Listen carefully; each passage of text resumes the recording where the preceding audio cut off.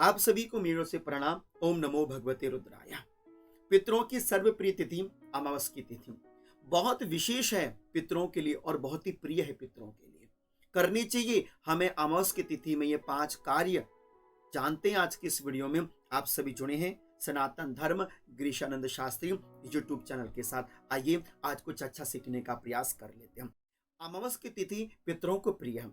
जैसे प्रत्येक तिथि का कोई ना कोई एक देवता होता है, उसी प्रकार अमावस की जो तिथि है ये पितरों के लिए समर्पित होती है।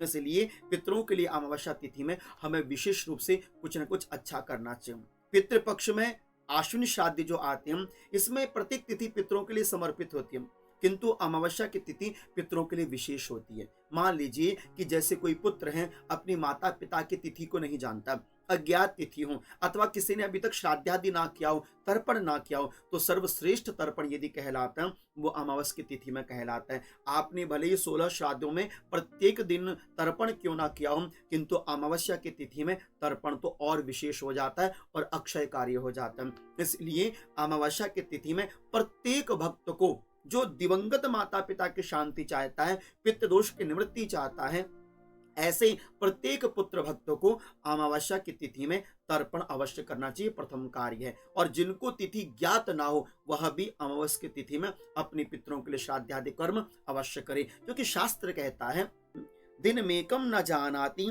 मासम नापि कदाचन कार्यम तेन मायाम वै श्राद्धम। शास्त्र कहता है कि जो अपने पितरों की तिथि को नहीं जानता, अज्ञात तिथि है, वो अपने पितरों के लिए अमावस की तिथि में तर्पण श्राद्धादि कर्म अवश्य करे। तो प्रथम कार्य हमें अमावस्या की तिथि में तर्पण करना चाहिए, क्योंकि तर्पण के माध्यम से पितरों की तृप्ति होती है और प्रसन्नता होती है। इसलिए अमावस्या की तिथि में किसी को भी तर्पण से वंचित नहीं रहना चाहिए। भले आप पीछे तर्पण करते हुए आ रहे हो, किंतु अमावस्या की तिथि में तर्पण आपने अवश्य करना चाहिए।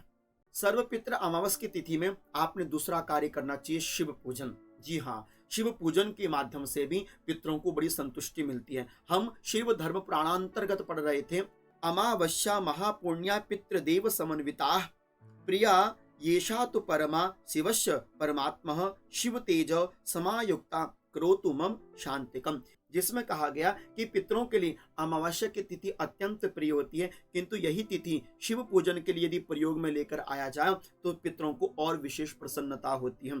इसलिए शिव तेज से संपन्न यह अमावस्या की तिथि में शिव पूजन अवश्य करना चाहिए। दूध में काले तिल डालकर आप शिवालय में जावें, शिवलिंग में आप जल अर्पण करें और पीपल के पत्ता एक लेकर उस पीपल के पत्ते में ओम नमो भगवते रुद्राय इस मंत्र को लिखकर शिवलिंग के ऊपर अर्पण करके भगवान से प्रार्थना करें कि आप हमारे पितरों को मोक्ष देने वाले बने।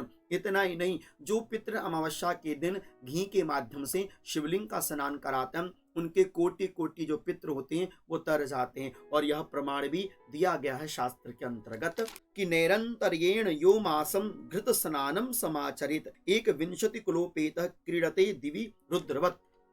शास्त्र कह रहा है कि जो घृत के माध्यम से शिवलिंग को स्नान कराते हैं उनके 21 जो पीढ़ियां होती है वो तर जाती हैं।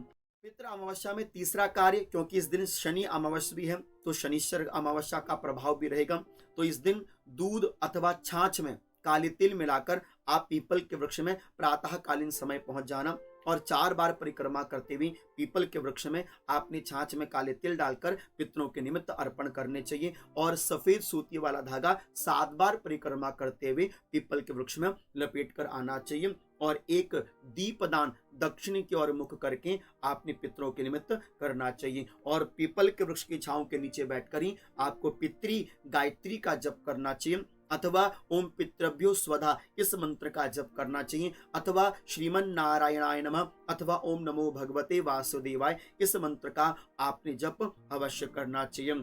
अमावस के दिन तो विशेषतः पीपल के वृक्ष के नीचे दीपदान करना और पीपल के वृक्ष के नीचे तिल युक्त जल का दान करना श्रेष्ठ कार्य माना जाता है। जबरदस्त यदि घर के अंदर पितृदोष भी होता है, अशांति की निवृत्ति पीपल में जल चढ़ाने से मिल जाती है सर्वपित्र अमावस्या के दिन। इसलिए पीपल के वृक्ष में शनिवार शनि का भी प्रभाव रहता है, शनिदेव का भी प्रभाव रहता है, इसलिए पीपल वृक्ष के नीचे हो सके तो आप काली मास उड़द की जो दाल है वह भी अर्पण करके आइए और दशरथ कृत शनि स्तोत्र का पाठ आप इस दिन अवश्य कर लीजिएगा।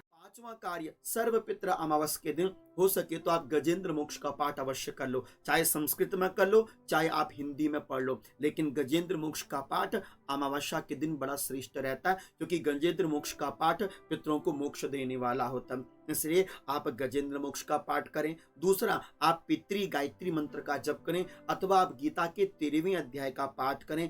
हो सके तो पितृभ्यो स्वदा इस मंत्र का भी जप अवश्य करें। और शालिग्राम भगवान को आप विशेष स्नान आदि कराकर एक एक पत्ता भगवान शालिग्राम पर अर्पण करें और अपने पितरों की मुक्ति की कामना भगवान शालिग्राम से करें। शास्त्र कहता है, शालिग्राम के निकट बैठकर जो पितरों का नाम स्मरण करता है अथवा पितरों की मुक्ति की कामना हेतु शालिग्राम भगवान की पूजा करता है, उनके पितृ मोक्ष पद को प्राप्त होते हैं। इसलिए ये पितृ अमावस्या है। इस दिन आप अन्न का दान, वस्त्र का दान, यज्ञोपवीत का दान, जूता का दान अथवा अपनी ओर से जो आपकी श्रद्धा बनती है, एक लोटा जल का दान अवश्य करके आइएगा।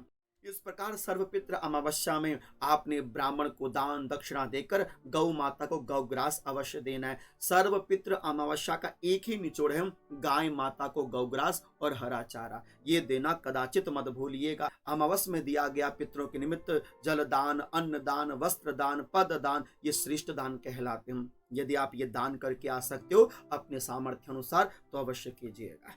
आशा करता हूं कि जो मैंने विशेष 5 कार्य पितृ अमावस्या में आपको बताए, आप अवश्य इन कार्यों को करेंगे अपने पितरों के निमित्त। सदैव आप सभी के ऊपर आपकी पितरों की कृपा बनी रहे। ओम पितृभ्यो स्वदा। आप सभी को प्रणाम। ओम नमो भगवते रुद्राय।